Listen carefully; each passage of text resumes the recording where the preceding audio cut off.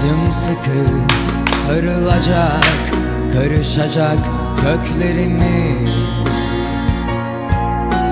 görmek, beraber olmak seninle çok güzel belki ama düşlemek bambaşka.